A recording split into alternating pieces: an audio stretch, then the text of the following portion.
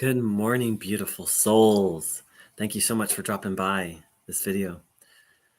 To anyone who's new to this channel is about the difference between Advaita Vedanta, non-duality, and Neo-Advaita, very watered down modern non-duality. Most of my videos tend to have some coherence and logic to them. I'm not sure that this one is, but we'll see. We'll see where we go. Hi to my live viewer. So what's just coming to me so strongly is how harmful it is to declare that the individual, that the jiva is Brahman. So jiva in Hinduism, in Hindu Dharma, is the individual spark of divinity that lives in each one of us. And Brahman is the totality, is the supreme. And so, Hindu philosophy, putting aside non-duality for the moment, Hindu philosophy is all about what's the relationship between Jiva and Brahman. Now, Advaita Vedanta is merely one school. There are many, many different schools. Non-duality is just one school. It's actually just one interpretation. Of course, it's presented as the supreme truth, but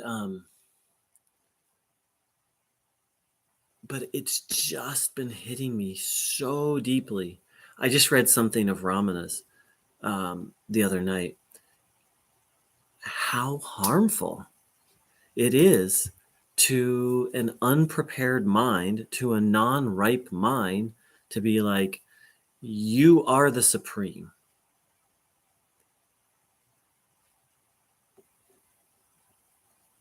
Now, it's one thing to say it once, but it's another thing to say it and over and over and over, which is what Neo-Advaita is. It's a lot of repetition. If you read Ramana Maharshi, he doesn't do that. And he doesn't actually even dwell on the idea that you are the self. See, most of what we read of Ramana Maharshi isn't Ramana Maharshi. It's heavily edited and arranged. But if you go read something like Day by Day with Bhagavan, what you'll see is he doesn't obsess on that theme. But Neo-Advaita teachers do. And I've read some other, classical non-dual teachers, and they don't obsess on that topic. See, actual Advaita Vedanta is a systematic, holistic, wise approach to lead someone to realization. Neo-Advaita is like, you are the self. You are the self. You are that. Like over and over and over. And it's really harmful on so many levels. I've been talking about this. I started, I think, in 2019, deconstructing Neo-Advaita, and I thought, oh, it's just going to be this simple little, they teach self-inquiry wrong, or they just kind of, what I'm talking about right now, like kind of talk about it as a belief system. I thought that was going to be it. But it's actually this very intricate web of delusions. And it's actually a very sick religion / cult. Different satsang teachers have different Neo-Advaita satsang teachers have different, levels of how dysfunctional it is. For some, it's kind of like a religion, and some it's straight up cultish. Straight up cultish.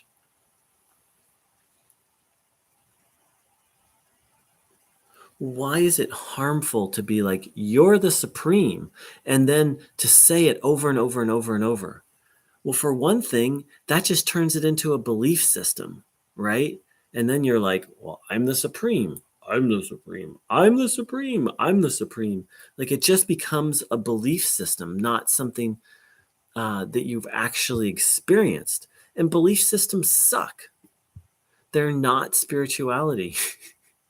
Belief systems are Like, that's basically what a religion is. It's like an unproven belief. And then all the energy goes into defending the belief. Because Neo-Advaita cannot provide it cannot provide a way for you to verify or deny the belief. So you just stay locked in this. And worse, what it will do, it'll give you partial verification and partial non-verification, because self-inquiry is only for a very specific kind of person. Ramana talked about it. You need to have one-pointedness of mind. You need to have a sattvic mind, which means a mind that is mostly content all the time, not easily riled up. Thanks for your comment. I'll get to it in one sec. Not easily riled up, not interested, just contented most of the time. And also for a mind that is literally not interested in the world. Those are the prerequisites. Without those prerequisites, self-inquiry will just keep you spinning. I would know. I did it for like 15 years, and I watched. I was part of a Neo-Advaita satsang. I got to watch for almost 20 years. No, for 20. When did I first go? Yeah, for 20 years, I got to watch myself and a group of people not realize, be taught Advaita. And this person even knew Sanskrit, and they knew some classical Advaita Vedanta. But the Neo-Advaita they were teaching was teaching self-inquiry to unprepared minds, and then focusing on self-inquiry. And then this thing, you are the self, you are the self, you are the self. So it's like word game, self-inquiry for unprepared mind. That's what Neo-Advaita is, and it just keeps you spinning. It did for me, and I watched this group of people for 20 fucking years just spin, asking the same questions. Hey, Marion.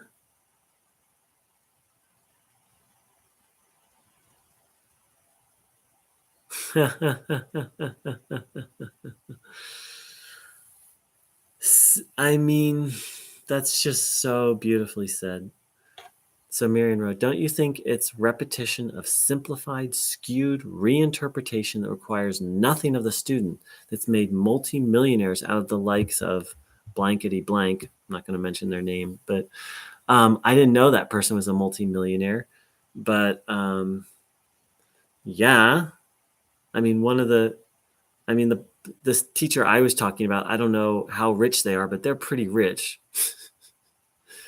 And the teacher you mentioned, I don't know, but I mean, I used to live, a very famous Neo-Advaita teacher lived near me, and just their house alone was, well over $1 million. She wrote, this teacher likes to keep their money quiet. Yeah, I bet they do. And that's the point. So what I've realized is there's two flavors of Neo-Advaita. There's the just talk about it nonsense, which is what you're talking about. And then there's the just inquire version. And the two kind of go together. But some people will be like, no, you don't even need to inquire. You just need to believe this. And I think the teacher you mentioned is more that. The teacher I was talking about was like both. Like slamming you with the doctrine and then telling you to just inquire when you're not ripe for it. So, but part of why it's so harmful to tell someone like, hey, you're God. I mean, that's what Advaita Vedanta is in essence. Like, you're God. That's what it claims. It claims that the drop is the ocean. And so one of the reasons that's so harmful, besides the fact that it's just a belief system, is it doesn't offer any software for how to navigate life. Like it completely takes out of, it's like, okay, well, I'm the supreme and there's nothing to do. Like someone wrote me a letter. They had a non-dual shift. Uh, they practiced self-inquiry and had a non-dual shift, but their personality was a mess because their personality hadn't been cleaned up first, which is what happens in actual Advaita. You clean up the personality first. And so all this person did was sit on their couch. They would occasionally get up to eat. They would occasionally go for a walk. And that's it.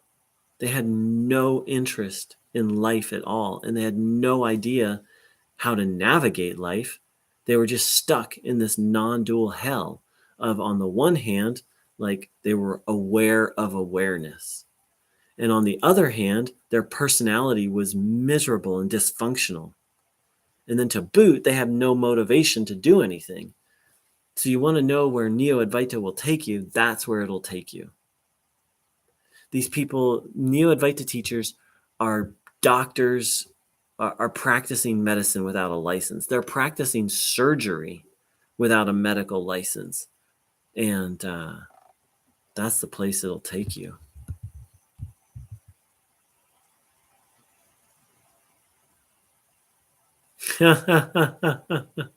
Oh my gosh, Marion did research on this teacher. And wow, knows about their finances. Yeah, it's big business. It's big business. And as you pointed out, Marion, it not just feeds, but it also speaks to laziness, right? It speaks to laziness. It calls out.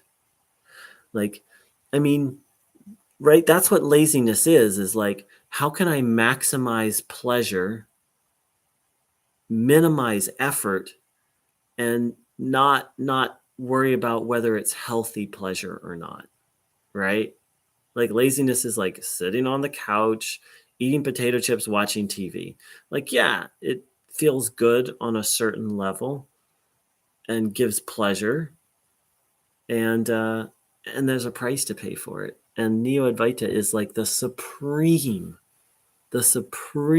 example of speaking to that. Like, do nothing. You know, we'll put aside the inquire Neo-Advaita and we'll talk about the talk Neo-Advaita. Like, do nothing and you can be happy forever. Like, boom. That's like winning the jackpot. That's like winning the lottery. Preachers. Yes. Yeah. Yeah. I mean, it's just coming to me more and more. A preacher is someone who repeats something, but gives you no way to find out if it's actually true. And that's what creates this like, oh, well, I have to believe it. You only have to believe something if there's no way to find out if it's true. Right? Like if I'm like, I'm just going to make something up. This is not true. I'm like, well, I had a vision of Ramana Maharshi and he said, purple is really red. And then I go around being like, Ramana Maharshi really taught purple is red. He came to me in a vision and taught that and said it's the supreme truth. There's no way that you could verify that what I said is true, that I had a vision of Ramana Maharshi, that he said that, or much less that purple is actually red. Like, it's just like a mind fuck. But if I was like, hey, Ramana Maharshi came to me in a vision and he said purple is red, and here's how you can find out. And like I offered a legitimate teaching that you could then conduct an experiment and find out, that'd be kind of cool. And that's part of the slickness of Neo-Advaita is it says like, hey, this is what I'm teaching. or excuse me, this is the truth, and here's how you can find out what the truth is through self-inquiry or through taking on these ideas. The problem is they're not offering a valid means of proving or disproving. Like it'll never lead to the promised goal. And this person who reached out to me, who was having the non-dual hell experience, said that they knew many, many other people who were stuck in this, and even who were under the guidance of one of the most famous Neo-Advaita gurus out there. And this guru had no advice how to lead them out of it. Zero advice. Yes, well said, Marion. Verbal programming that keeps the student stuck and coming back to pay more. That's exactly what I was just talking about. So there's this, I'm trying to get more information about it, but there's a group of students who have had this non-dual hell experience of like awakening, yet the personality is completely dysfunctional, and they've been stuck in it for years. And so they just keep going back to this guru. It's very similar to what I experienced, but not as bad. But kinda. I mean, that's kind of what I experienced. I mean, that's kind of why I made this effing channel. I didn't have a full non-dual shift, but I had, pretty profound awakening experiences, but I was stuck. So I kept going back to this guru because I thought this guy knew what was up. But these, the one person I've spoken to, and then he says he knows multiple other people, he was just absolutely stuck. I was just kind of miserable and confused, and I was stuck existentially, but this person was stuck spiritually. Like there was just no solution. On the one hand, peace. On the other hand, misery, no motivation to resolve the misery, and no information how to resolve the misery. So, all right, I think I'm going to sign off. Marion, it's always your feedback and input is, you went and did some research. You went and did research on the finances of a Neo-Advaita guru. Wow. Well, this wasn't quite as rambly as I thought it would be. It had a little coherence. The other thing is, and I just want to throw it out there, is it true that Jiva, the spark of divinity, is equal with everything and the supreme? Advaita Vedanta says yes. I've put, besides critiquing Neo-Advaita, I've just put non-duality aside for now. And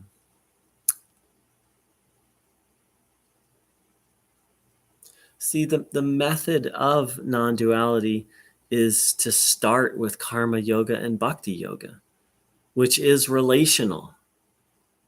So that's where I'm at, is I've put aside this idea, I am the supreme. I've actually just rejected it. It's like, maybe it's true. Not saying it's not true, but I refuse to fucking believe it until I see it. Because believing it before I could see it took me down a dark, dark hole, and I'm not the only one.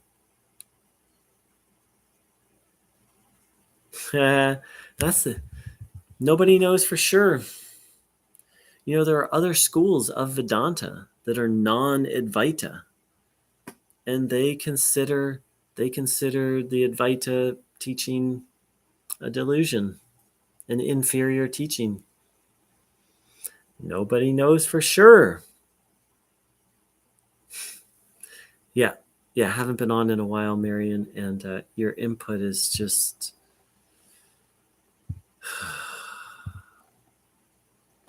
You know, most people on the planet have not heard of non-duality, and then on top of it, most of the people who haven't. They've heard of Neo-Advaita and they've just fallen for it.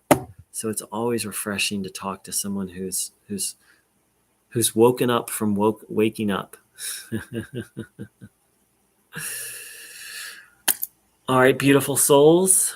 Thank you for joining this video. Marion, thank you so much for your input. And I wish everyone a Neo-Advaita free day. Like, be yourself. I mean, that's what I'm doing. I'm still figuring out how to recover. The first phase is, for me, the first phase was recognizing that Neo-Advaita is not non-duality. Then it was learning some non-duality. Then it was putting non-duality aside, like actual non-duality, putting that aside.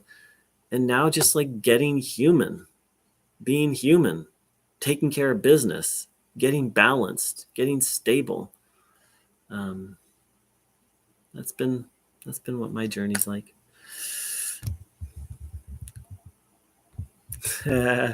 Take care, Marion.